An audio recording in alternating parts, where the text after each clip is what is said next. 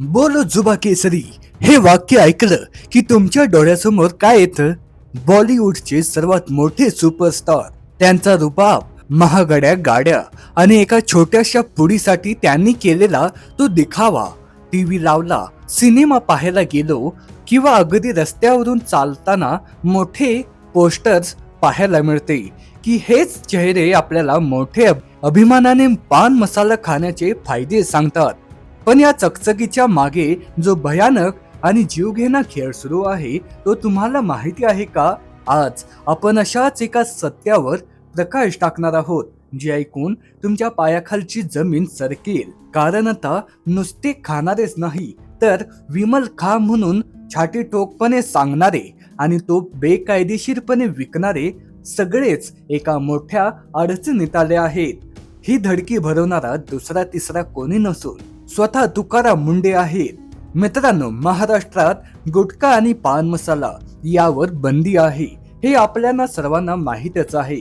राज्य सरकारच्या अन्न व औषध प्रशासन विभागाने नागरिकांच्या औषधाचा विचार करून हा अत्यंत महत्वाचा निर्णय घेतला आहे. पण बंदी असली तरी वास्तव काय आहे? आज गल्लीबोळातल्या प्रत्येक पानपट्टीवर, दुकानामध्ये छुप्या मार्गाने विमल आणि इतर पान मसाले सर्रास विकले जात आहेत. इलायचीच्या नावाखाली जाहिराती करणाऱ्या आणि प्रत्यक्षात मात्र तरुणाईला कॅन्सरच्या खाईत ढकलणाऱ्याचं हा व्यवसाय राजरोसपणे सुरू आहे. जो गुटखा 5 रुपयानं मिळायला हवा होता तो बंदीमुळे ब्लॅक मार्केटमध्ये 15 आणि 20 रुपयांपर्यंत विकला जात आहे. यातून तयार होणारी काळ्या पैशाची साखळी एवढी मोठी आहे की त्यामध्ये अनेक मोठे माफिया, वितरक आणि काही भ्रष्ट अधिकारीही सामील असतात. पण जेव्हा या भ्रष्ट साखळीचा सामना तुकाराम मुंडे या नावाशी होतो तेव्हा मात्र भल्या भल्यांची दातखिळीच बसते. तुकाराम मुंडे हे नाव महाराष्ट्रातल्या कोणत्याही सामान्य माणसासाठी नवीन नाही. नियम म्हणजे नियम आणि कायद्यापेक्षा कोणीही मोठा नाही हे सूत्र उराशी बाळगून काम करणारा धडाकीचा IAS अधिकारी. जिथे जिथे तुकाराम मुंढेंची बदली होते तिथे तिथे भ्रष्टाचारांचे, बेकायदेशीर काम करणाऱ्यांचे दाबे दणदणतात. कारण या माणसाला ना राजकीय दबावाची भीती वाटते, ना पैशाचा मोह अडवू शकतो. आता तुम्ही विचार कराल की विमल आणि गुटखा या सगळ्या प्रकरणात तुकाराम मुंढेंचा काय संबंध आहे? तर मित्रांनो, विषय असा आहे की शासनाचे नियम आणि त्याची कडक अंमलबजावणी या दोन गोष्टीमुळे जो दुवा असतो तो प्रशासकीय अधिकाऱ्यांचा असतो. जेव्हा अन्न आणि औषध प्रशासन किंवा आरोग्य विभागाची जबाबदारी अशा कडक अधिकाऱ्यांच्या हातात येते तेव्हा नुसत्या कागदावरच्या कारवाया होत नाहीत, तर प्रत्यक्ष जमिनीवर उतरून धडक मोहिमी राबवल्या जातात. गुटखा बंदीची अंमलबजावणी फक्त छोट्या टपरीवर कारवाई करून थांबत नाही. मुंढेंसारखे अधिकारी थेट मुळावरच घाव घालतात. हा माल येतो कुठून, कोणत्या सीमेवरून हे ट्रक रात्रीच्या अंधारात महाराष्ट्रात घुसतो, याचे मुख्य गोडाऊन कुठे आहे आणि यामागे कोणते मोठे सप्लायर आहेत, या सगळ्यांचा पर्दाफाश करण्याची ताकद या एका नावामध्ये आहे. गेल्या काही काळात तुम्ही बातम्यांमध्ये पाहिलंच असेल की अनेक ठिकाणी गुटख्यांचे मोठे साठे जप्त केले जात आहेत. कोट्यावधी रुपयांचा माल एका रात्रीत सील केला जातोय.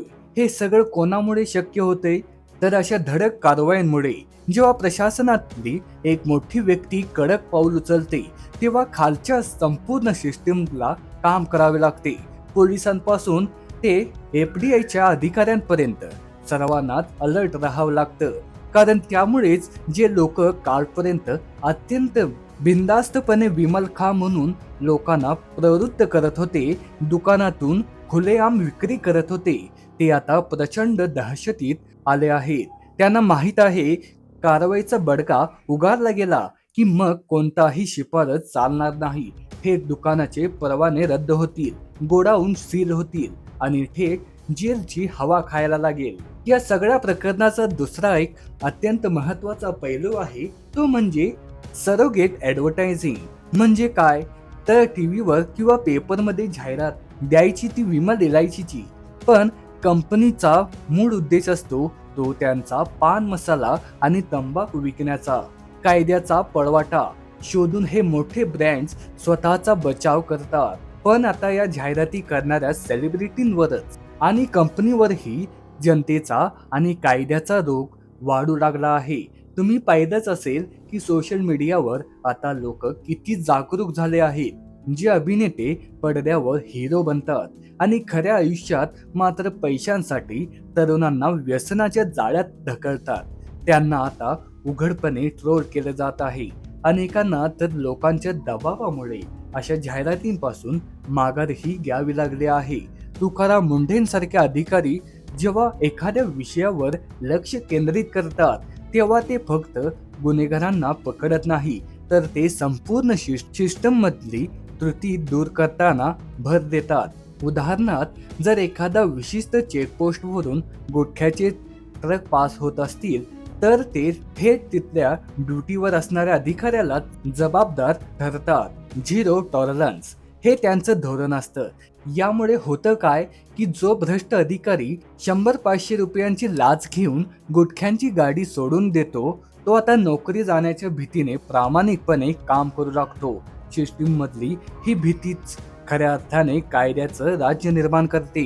मित्रांनो, हा विषय फक्त विमलपुरता किंवा एखाद्या अधिकाऱ्यापुरता मर्यादित नाही. हा विषय आहे महाराष्ट्राच्या तरुण पिढीच्या भविष्याचा. आजकाल शाळेत जाणारी, कॉलेजमध्ये जाणारी मुलं अगदी फॅशन म्हणून किंवा मोठ्या अभिनेत्यांना फॉलो करत अशा व्यसनांच्या आहारी जात आहेत. सुरुवातीला फक्त चव म्हणून खाल्लेला गुटखा नंतर कधी आयुष्याचा आणि जीवनाचा घास घेतो हे त्या व्यक्तीलाही समजत नाही. कॅन्सरचे वाढते प्रमाण आणि त्यामुळे उद्ध्वस्त होणारे कुटुंब पाहिलं की या गुटखा माफियांचा किती राग येतो हे शब्दात सांगता येत नाही. म्हणूनच जेव्हा कारवाईचा बगडा उगारला जातो, तेव्हा एका सामान्य नागरिक म्हणून आपणही प्रशासनाच्या पाठीशी उभं राहणं गरजेचं आहे. तुमच्या आजूबाजूला जर कुठे बेकायदेशीरपणे अशा बंदी घातलेल्या गोष्टींची साठवणूक किंवा विक्री होत असेल, तर त्याची माहिती पोलिसांना किंवा प्रशासनाला देणं हे अत्यंत कर्तव्य आहे. एक तुकाराम मुंढे अख्ख्या सिस्टमला वठणीवर आणू शकतात, पण जर महाराष्ट्रातल्या प्रत्येक नागरिकाने ठरवलं की आपण या व्यसनाला आणि त्या काळ्या धंद्याला आपल्या भागात थारा द्यायचा नाही, तर हा प्रश्न मुळासकट संपायला वेळ लागत नाही. शेवटी एकच सांगेन, सुपरस्टारने दिलेली जुबा केसरीची घोषणा ही फक्त त्यांच्या बँक अकाउंटमध्ये करोडो रुपये जमा करण्यासाठी असते, तुमचं आयुष्य उजळण्यासाठी नाही. तुमचं आयुष्य उद्ध्वस्त झाल्यावर हे अभिनेते तुमच्या उपचारांसाठी उभे राहत नाहीत. त्यामुळे अशा जाहिरातींना भुलू नका. आणि जे लोक पैशांच्या लासलेपोटी हे विष समाजात पेरत आहेत, त्यांचे दिवस आता भरले आहेत. कायद्याचे हात खूप लांब असतात आणि प्रशासनाने जर मनावर घेतलं तर कोणत्याही माफियांना मातीत मिळवायला वेळ लागत नाही. आज कारवाईची जी मोहीम सुरू आहे ती अशीच चालू राहिली तर तो दिवस दूर नाही जेव्हा महाराष्ट्रातून हा गुटखा काळा बाजार कायमचा हद्दपार होईल. तर मित्रांनो, आजचा हा व्हिडिओ तुम्हाला आवडला असेल तर आमच्या चॅनलला नक्की सबस्क्राईब करा आणि जास्तीत जास्त लोकांपर्यंत हा व्हिडिओ नक्की शेअर करा. त्यांनाही ही माहिती समजणे गरजेचं आहे. तुकाराम मुंढेंबद्दल तुमचं काय मत आहे हे आम्हाला कमेंट्स करून नक्की सांगा. धन्यवाद. जय महाराष्ट्र.